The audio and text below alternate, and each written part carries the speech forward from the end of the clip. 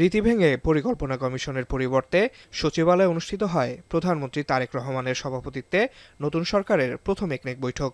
সভায় স্থানীয় সরকার, স্বাস্থ্য এবং ডাক ও টেলিযোগাযোগ খাতে 483 কোটি 43 লক্ষ টাকা ব্যয়ের 5টি প্রকল্পের অনুমোদন দিয়েছে সরকার। বৈঠক শেষে ব্রিফিংয়ে প্রধানমন্ত্রীর অর্থ ও পরিকল্পনা উপদেষ্টা জানান, আগের সরকারের সময়ে নেয়া 1300-র অধিক উন্নয়ন ও অবকাঠামো প্রকল্প রয়েছে, যেগুলোর অনিয়ম ও যৌক্তিকতা খতিয়ে দেখতে প্রধানমন্ত্রীর নির্দেশে কমিটি করা হয়েছে। জনগণের করের অর্থ জনসেবায় যাতে ব্যয় হয় সেই জন্য একটা কমিটি করা হয়েছে। কমিটি এই যে 1300-র অধিক প্রকল্পগুলো পর্যালোচনা করে দেখবে যে এগুলোর আসলে যৌক্তিকীকরণ আছে কিনা, এবং যৌক্তিক হলে সেগুলো ভবিষ্যতে চলবে, আর যেগুলোর দরকার নেই সেইগুলোর ব্যাপারে সিদ্ধান্ত গ্রহণের জন্য সুপারিশ করবে।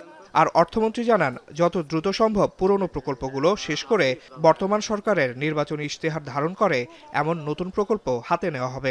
19টার মধ্যে মাত্র 7টে করতে পেরেছে। এবার বুঝতেই পারেন যে কত বিশ্লেষণে যেতে হচ্ছে। অনেকগুলো প্রকল্প প্রশ্নবিদ্ধ হচ্ছে বিভিন্ন কারণে, মূল্যায়নের কারণে, এটা যৌক্তিকতার কারণে প্রশ্নবিদ্ধ হচ্ছে। সুতরাং আমাদেরকে খুব কেয়ারফুলি যেতে হচ্ছে, কারণ বাংলাদেশের জনগণের টাকা তো এটা। আলোচনায় থাকলেও শেষ পর্যন্ত একনেক সভায় তোলা হয়নি আলোচিত পদ্মা ব্যারেজ এবং সচিবালয়ে 21 তলা ভবন নির্মাণ প্রকল্প। এদিকে সোমবার সচিবালয়ে প্রধানমন্ত্রী তারেক রহমানের সাথে দেখা করেন ভারতীয় হাইকমিশনার প্রণয় ভার্মা।